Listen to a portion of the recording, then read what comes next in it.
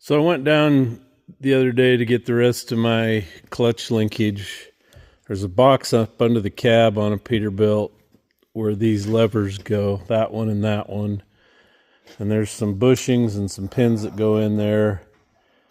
And my pins are wore pretty bad and the bushings are wore. Hopefully that stuff's going to be here Friday is what they're telling me. So I've got all the new parts. All I need is those bushings and pins, and those can go in.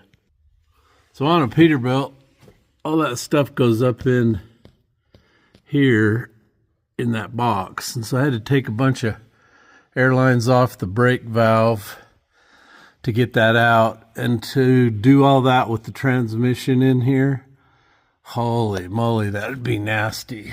But I've got my rear engine mounts in. I should be able to take those clamps off now and they'll stay put.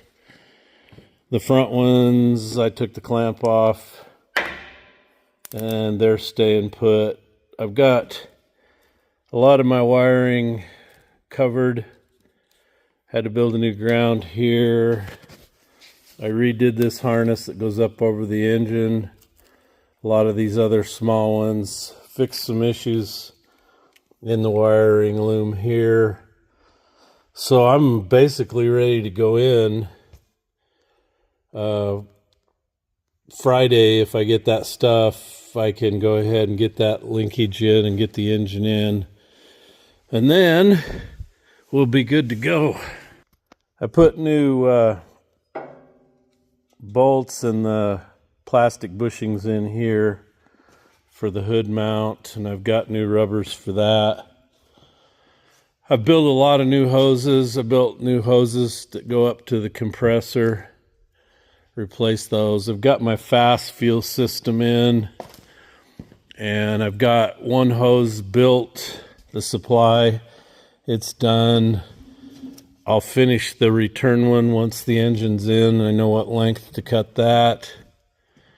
I guess today what I could do is go ahead and start getting the electrical hooked up for this system.